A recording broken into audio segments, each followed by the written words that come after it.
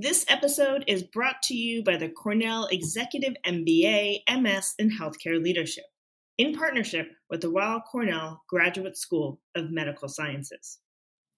The future of healthcare needs motivated and business-minded leaders who are equipped to facilitate change from within their organization and throughout the industry at large. Offered on the weekend in New York City, the Cornell Executive MBA, MS in Healthcare Leadership is the only dual degree of its kind, combining business breadth and healthcare depth with world-class faculty instruction and an unmatched alumni network. Take the next step towards driving innovation in the healthcare industry by connecting with their admissions team. Search Cornell EMBA-MS to start your journey. Welcome to the Ellevate podcast, conversations with women changing the face of business. And now your hosts, Kristy, Wallace, and Maricella, Herrera.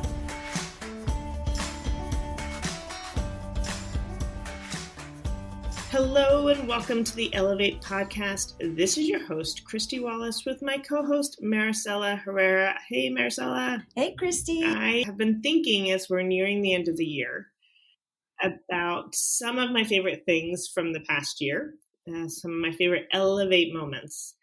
And the one that was sticking out to me is our executive roundtable, where we were having this whole conversation around communication as a leader and how to communicate with that authority that's going to get stuff done, and have your voice heard and listened to. And certainly it's nuanced and it's different for each of us. And it was just such a great conversation to get advice from others, real life stories, to walk away with a greater appreciation for my own communication style and how I can use that to influence others and create change.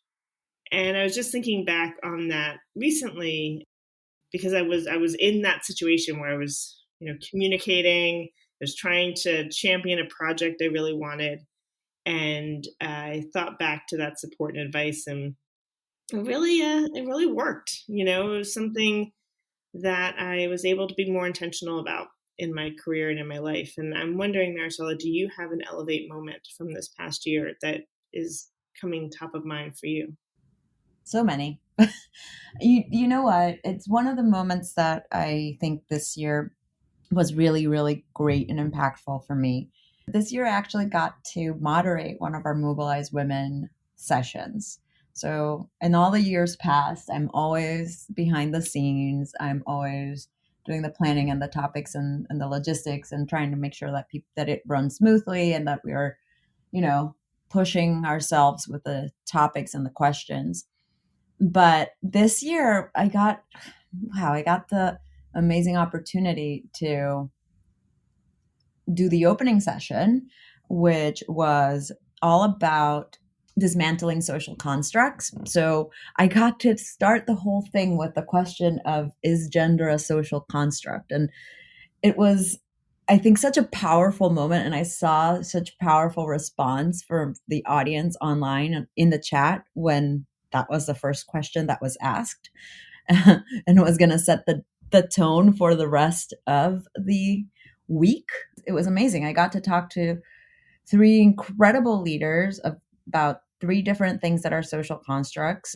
Gender, we talked about beauty and body image and race, and we talked about disabilities and how the way we talk about these things impacts so much the experience for people. So it was, not only was it special for me to be on the other side of Mobilize Women, it was really special for me. And I was really aware of how amazing it is that we can have these conversations that really push boundaries. And it felt safe. And it was a huge audience, like a very big audience. It was our biggest event this year. It is our annual summit. Stay tuned, June 8th next year. And we could change the conversation. We can actually take things that we take for granted and that we think are static and can't change, and why not look at them from a different perspective? That was really powerful for me. Well, and I have to say you did a phenomenal job moderating that panel.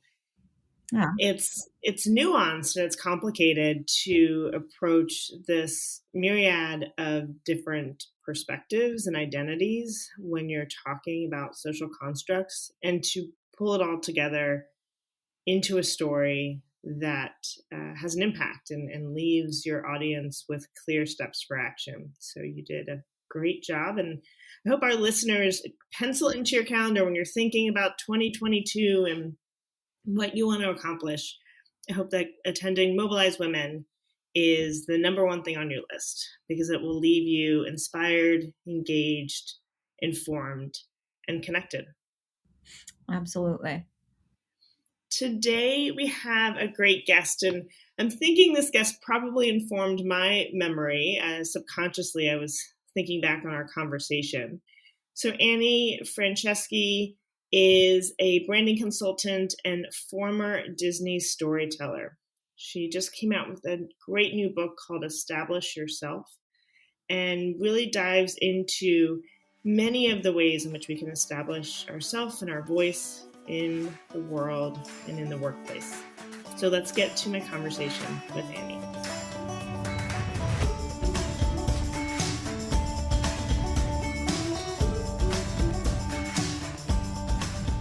Hi, Annie. Welcome to the Ellevate podcast. Thank you so much for having me, Kristy. It's great to be here. I'm really excited to hear about your story. We were connected through a member of our Ellevate community, Nicole Case, who's just so inspired by you and the work that you've done. So we'll get into that in a minute. But before we start, I would love to just learn a little bit more about you. Could you share with our community who you are and how you got to where you are today? Yeah, absolutely. As you said, I'm Annie Franceschi, and I've been sort of on a journey of storytelling my whole life. I thought growing up, I was going to be a filmmaker. I wrote screenplays in high school. I did all the sort of, coffee getting that you do in the industry. I jumped from college right into Hollywood, and I quickly learned that I was going to be, getting coffee so much as not making movies right away, right?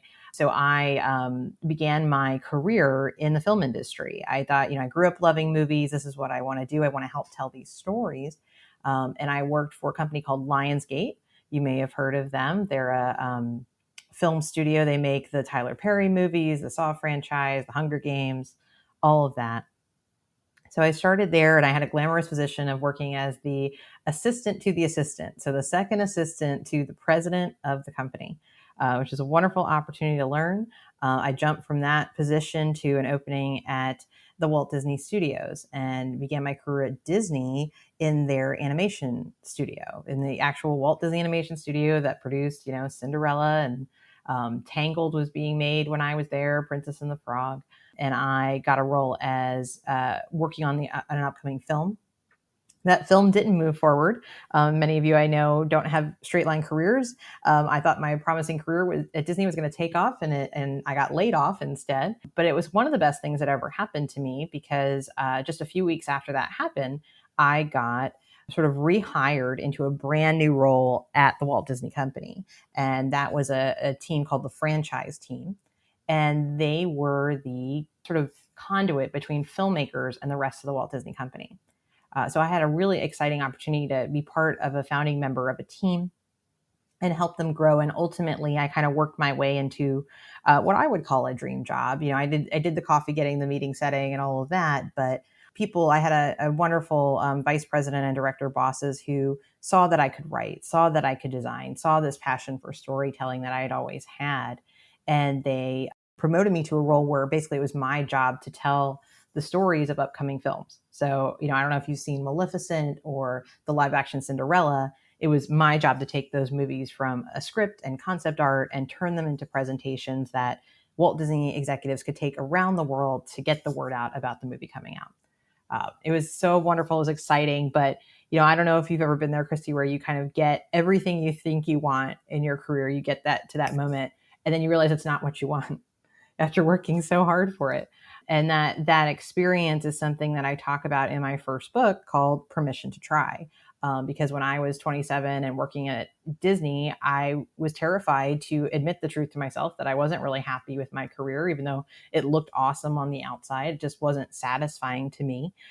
So I had to give myself permission to try and to give up something that was great. So long story short, I did do that. I gave up that dream job and I moved back home to North Carolina, where I started my current business called Greatest Story Creative. And Greatest Story is a branding agency and business consulting company. I work with coaches, consultants, and service business owners, especially women, to help them show their value and tell their story through their branding, through their messaging, their website, their logo, all of that great stuff. So I've been doing that for about 8 years, helped over 120 coaches and consultants, and I'm about to launch my second book, which is called Establish Yourself, Brand, Streamline, and Grow Your Greatest Business, which sort of encapsulates everything I believe about business, including, you don't have to burn yourself out on marketing to have a business that you love and loves you back. That's a little bit about what I've been doing and how I got here. I love that story. And I have so many questions for you. I'm going to start kind of at that beginning when you initially got laid off. And I know you follow that up quickly with, it was the best thing that ever happened to me. And we hear that so often. But in the moment, it's hard. I think it's jarring. We have so much of our identity tied to our career, so much of our, financial stability and hopes and dreams. So during that moment, and then subsequently, moving away from that, do you have any advice for our audience? We've talked quite a bit over the past couple of years around the impact of COVID and the pandemic on women in the workplace and lost jobs. We're now in I think a different shift, the Great Resignation, where we're seeing many people leaving their jobs to find deeper purpose. But to start off with that initial point of job loss, which so many of us have experienced, any advice for our community on how to weather that time? I think it was a weird time for me because it was kind of, disillusioning, right? When the particular layoff that happened to me was because John Lasseter, who was head of the studio at the time, shut down the movie I was working on. So I was supporting directors and producers, and he basically shut the movie down. And my bosses got fired, and I didn't have anyone to support anymore. And so the need for my job just sort of disappeared. And they put me through this rigmarole of interviewing with like 8 different sets of 2 people. So totally 16 people for a role called a production assistant. And just, production assistants do incredible work. They're really important. But, it's kind of what it sounds like. You're kind of doing everything you can to keep the production moving forward. You're supporting the artists. You're supporting whatever department you're in. At the time, I was in a really similar role. But it was just intense to have to go and re-interview for this job. And ultimately, I didn't get it because they said that I gave slightly different answers in these interviews. I'm like, you try being interviewed 8 times and don't say something slightly different. But my best, kind of coming out of that and realizing that wasn't going to be a fit for me. And I was kind of having to rethink everything. This is a little bit before I ended up choosing to leave the industry about a couple of years later. Those seeds were already kind of being planted of, hey, is this really what I want? Why am I having to prove myself this way? And I think the best advice I can give, both about being let go from a situation and choosing to let go of a situation, sort of the Great Resignation of it all, is to talk to people. Talk to people, especially that you admire. Because I think we sort of have this notion in our head that the people we really admire have had no adversity in their lives, have never been let go, have never thought these things, and they often have. And I just particularly think of when you asked me this question, I thought about a wonderful man named O'Neill. And I remember I was thinking about starting a cupcake business instead after I got let go. And I just remember it was the night after the Oscars. And I had asked him to coffee because he had worked at Disney Animation. He was a production person. And then he had started his own catering company. And so I thought, well, that's curious. Let me talk to him. And he kind of took one look at me and said, Annie, this sounds great, but I don't think you're done. I just don't think you're done with the industry. I can see your eyes lighting up. I see you're passionate about it. And his perspective and encouragement really, I think, was that push for me to stay with what I was doing, to kind of keep my hat in the ring. And that's what led to that great dream job that I did get, that helped me to see I loved what I did at Disney, but it wasn't what I wanted for the rest of my life. So I think that's the thing. I think asking people that you admire, that are willing to spend a little bit of time with you, just to ask them about their career journey and get their perspective on yours, because you can't see what you can't see. And I think for all the pandemic has put us through, there are wonderful people out there that are willing, like it's the work you're doing, right? The work you're doing by having this podcast and by having Ellevate is lifting others up. And so I think taking advantage of that and just also being heartened by the challenges that others have had and we've all lived through. I'm a testament to that, and O'Neill was as well. And I'm happy to say I'm still in touch with him. He really changed my life, and I don't think he realized at the time that he did that. Well, and then when you realized that it was time to move on, to do something new, were there specific questions you asked of yourself? I mean, how did you have that moment? Because sometimes we may be, we work really hard to get to this place that we think we want to be in, and then you're there and you're kind of like, this isn't quite what I thought it was, or now that I'm here, like, what's next? And that is a whole journey in and of itself, to identify what it is that you want and how to go for that. So were there specific questions or actions you took? Yeah, absolutely. And I've actually, for those of you who are really curious about this and what it's like to think through leaving something like a big job at Disney, it's in my book, Permission to Try. Permission to Try, the subline is 11 things you need to hear when you're scared to change your life.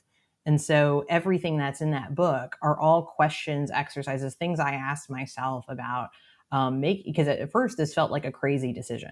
It's absolutely crazy to leave I put all this work into it. I told everybody I was going to do it. I'd finally done it. I had nothing but, I'd finally kind of made it in the big rooms, and I could see a future at Disney, which is my all-time favorite company on the planet. And I just felt nuts for thinking about it. But by the time I had asked myself enough questions and kind of gone through that thought process, I felt crazy not to do it. But I think the questions I asked myself were questions that many of us ask ourselves, like, would I be crazy to do this? A big one is that I talk a lot about in the book is, what will other people think? What will my boss think? What will my colleagues think? What will my friends and family think? Because I think it's especially scary for me anyway, and I don't know if this is true of many who are leaving their jobs today, but it's scary to leave, but it's especially scary to leave when you don't have your landing place. You don't know what you're going to do next. But my theory and what proved to be true in my experience was I had to give myself permission to try to figure out like what that thing would be. And for me, it was when a lot of things changed for me when I got married, which, it doesn't have to be getting married, but, you have a baby, something big changes in your personal life, and you start thinking about the rest of your life. And so when we got married and I left the company in 2013, we got married in 2012. Right after I got married, I started thinking, well, what do I really want? Like, it really kind of put things, I realized I didn't have my whole life to figure out like what I was going to do. It kind of like woke me up to responsibilities and getting a mortgage, having kids, these things that felt far off. And so I actually had started a blog after the wedding to have like a little creative outlet. And I had a woman named Bridget hire me to do her wedding details, like her ceremony programs and things like that, to kind of tell her story in her wedding. And that experience of sort of doing that on the side helped me to realize that I wanted a career with more impact. I wanted to help somebody tell their story, because that's something that's going to last the rest of their lives. And so, Bridget, as I told her many times, really, she changed my life too and helped me to see that. And I think not having a complete plan, but knowing that there was a future for me, there was something I was good at outside of the film industry, really gave me a lot of confidence. So it was in many ways asking the question of what would I do instead, not having that completely figured out, but it's, all of these things kind of confronting our demons about why we keep choosing the status quo over the uncertain, right?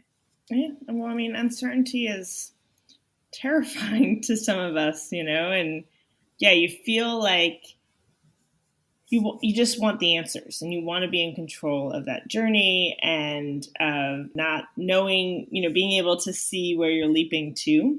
But that's, in reality, that's not often the case, and it's about trust in yourself and in that journey of exploration and risk. Yeah, one of the things I realized, to that point, was that one of the things I say a lot is you have to answer the question, you have to ask it. If you've got this question in your head, you have to go out, and you'll never know the answer unless you actually do the work of asking it, actually leap forward and see what happens. You'll never truly know. And that was really kind of some of the permission that I needed to jump and make a change, right? At the time, sometimes, you just kind of have to say it's okay. So you're now about to come out with your second book, Establish Yourself. And I know you also do a lot of work with women coaches, consultants, service business owners on how to brand and grow their business. You mentioned you kind of follow the lead sometimes on with the first book, at least, on the questions you get asked a lot. And this is certainly questions that I get asked a lot from small business owners and solopreneurs who are just trying to navigate that whole area of how do I build my brand? How do I build it authentically? How do I stand out? How does it tie to business growth? There's a lot there. And to be honest, I think a lot that just doesn't come intuitively. The world is changing. We have to kind of keep up and learn what works best for us. And so how did you get into this specific part of your journey? Yeah, I love that question. I think, I'm a what Austin Kleon, he's an artist, and he calls moving from project to project chain smoking. So it's like, you got to be a chain smoker. You go from one to the next. And for me, I think the minute I finished Permission to Try, I knew I was thinking about this next book. But I've been saying to friends and family, so that came out in 2018. This book will come out in 2022. I don't think I wrote this book any sooner than I could have possibly, because I think it required me to really have my story in business develop, coach enough other entrepreneurs, in particular coaches and consultants and service business owners, to really understand what works. I think you really hit it on the head, Kristy, where you talked about, a lot of it doesn't come intuitively. And I know I went through an experience early on in my business where I felt like the message is, no matter what, just market more. Just market, sell, webinar, sales funnel. If you're not giving it all away, it's just like this machine that just expects you to be on social media all the time, hustle culture, lady boss culture, Lord, right? It's overwhelming, especially for those, I am somewhat of a natural born marketer. Many of my clients are not. And so what I see a lot is sort of either under marketing, people who are just terrified of it because it feels really overwhelming, so they don't do it at all, or over marketing, where you're just doing everything and you burn out because none of it works. And so what I set out to do, kind of like with Permission to Try, was to write a really useful book that would teach a philosophy, that would teach an argument to say, if you've been in business for a couple of years, it's not for new business owners, it's for someone who's a couple of years down the line, you know how to get clients, but you really know that how you're presenting and growing your business is kind of stuck. You pulled everything together. You kind of threw that logo together. You did all the things that people told you to do, but you're kind of like, I'm kind of burnt out. I can't do more. Please don't tell me the answer to growing from where from my stagnant place is more marketing. And I Establish Yourself to me is all about, it's with the Establish Yourself framework is to say, no, it doesn't involve more marketing. The whole through line of the book is how to take your practice to the next level without burning out on marketing. And what I teach is a really kind of simplified framework that says focusing on marketing is actually a bad idea at this point, if you've gotten your business up and running, because what good is it to market a business that isn't set up for profitability, that isn't something you really love to do? You really want to go backwards from the client journey. I call it my approach to this is called reverse revenue. So, most people say start at marketing. I think that's crazy. I think you need to start at, well, who am I? What am I offering? What's my brand? Then how am I setting up my business for success? And then you talk about the marketing piece. But marketing doesn't have to start with, all this funnel stuff and converting people who don't know you. You can do things like tapping into the relationships you already have. I'm constantly shocked by people who are not in touch with their clients, their past clients, their current clients. They're not fostering those relationships. They're so worried and focused about people who've never heard of them going through their perfect email funnel, that they don't stay in touch with the people who would be glad to come right back as clients. So I'm really teaching people sort of some more common sense things to say, you don't have to live on social media all the time. You can be like me. I take December off every year. I work 30 hours a week. I have a 6-figure business.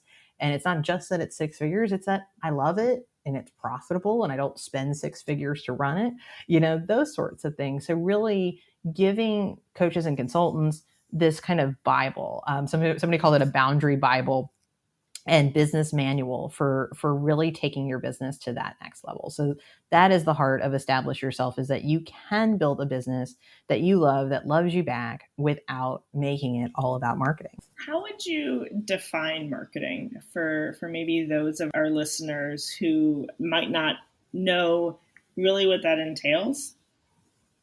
Yeah, absolutely. So a really simplified definition of marketing is action. So marketing is action you take to get clients or customers to buy from you. Something you do, something you go out, you create a podcast, or you send them an email, or you set up, a Facebook post, or whatever it is, something you're doing, an action you're taking to get prospective folks in front of your business with the opportunity to buy something, right? It's essentially advertising. That's what marketing at its heart is. But what people forget is that if marketing is action, you also have to have connection. So connection, I always say, is branding. This is the relationship between marketing and branding, which branding is also one of those words we don't understand if we're super familiar with, jargon and all of that. But branding is the thing, marketing is the thing that gets people to go to your website. And then branding is the thing that connects that person, that says, oh, this is for me, I should talk to this person, that drives that connection. So that's where, you can't have branding without marketing, because you won't go see anything. If you have a website you never tell anybody about, that's no action, right? No one can connect to that. But if all you do is action, which is, I think, what too many of these gurus teach, then there's no connection. You're getting eyes on things that nobody cares about, that your ideal clients don't connect with. So in a very simplified way, that's what marketing is. It's action that you take. A lot of people teach that, traditional marketing is more of these kinds of being on social media, speaking. There's lots of different ways to do it. I have a broader perspective on it that I talk about in Establish Yourself. The third part of the framework I call translate your value. That's what marketing is you're taking what's great about you and you're translating it so your clients can see it, so they can hear it, so they can connect with it. That's what it's all about. So marketing, yes, can be the traditional things we all have seen marketing to be, but it can also be kind of like what I was talking about. Marketing could just as easily be picking up the phone and talking to your most recent client and interviewing them about their experience, so that you foster that relationship, you make your business better, and that person thinks you're amazing and refers you to 10 more people. That's just as much action as starting a podcast tomorrow. Thank you for sharing that with our listeners. And I wanted to close us out getting to know a little bit more about you. So I'm going to ask you a few questions, and if you wouldn't mind sharing, what is your favorite day of the week? Oh, Friday, hands down. Do you have a dream dinner guest? Tom Hanks. Good one. Any pet peeves? Yes, people who are habitually late and do not apologize for it. Have you met my mother? No, not yet. What is a favorite recent read? I haven't read a lot of books since I've been writing this one, but one of my favorites that a lot of people don't know about is a book called Steal Like an Artist by Austin Kleon. Do you have a top self-care practice? Yes. And this is going to sound, so basically since I became a mom, I used to work all the time. I used to work on the weekends. I used to work at night, even though I had business hours. But since I became a mom, I really treasure my sleep. I really treasure my son. And so I don't, where I can help it, I don't work at night and I don't work on the weekends. Yes, we need to do more of that. Boundary setting is very important. And a final thought you want to leave with our listeners here today? I just want to encourage others, especially if you have your own business, to trust that you do have a story worth telling. You do have value, even if you haven't sort of found the way to tell that story quite yet.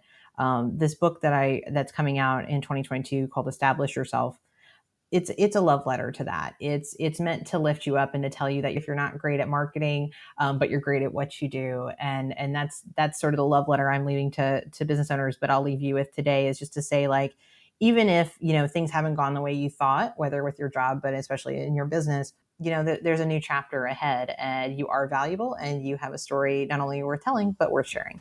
Well, thank you so much for joining us today on the Ellevate podcast. It was wonderful to meet you and to learn from you, and really appreciated this conversation. Thank you so much, Kristy. I really enjoyed it too. Thanks so much for listening to Ellevate. If you like what you hear, help a girl out. Subscribe to the Ellevate podcast on iTunes. Give us 5 stars and share your review. Also, don't forget to follow us on Twitter at EllevateNTWK, that's Ellevate Network, and become a member. You can learn all about membership and all the great things that Ellevate Network is doing at our website, www.ellevatenetwork.com. That's ELLEVATE network.com. And special thanks to our producer, Catherine Heller. She rocks. And to our voiceover artist, Rachel Griesinger. Thanks so much, and join us next week. Thank you so much for being such a big supporter of the Ellevate podcast. We want to learn more about you and what keeps you up at night. What are the topics and speakers most relevant to you in your career? Please go to ellevatepod.com to fill out our survey, and we'll make sure to incorporate your suggestions as we're planning for 2022. Hey, it's Angie Martinez here with exciting news about Berkeley College. Everyone's needs are different, and at Berkeley College, you can study full or part-time, on campus, online, or through a blend of both. Berkeley's online programs are ranked among the nation's best. You can have total support from Berkeley, from applying for financial aid to tutoring to career services and more. No matter what your goals are, Berkeley College is focused on helping you reach your full potential. Apply today at berkeleycollege.edu.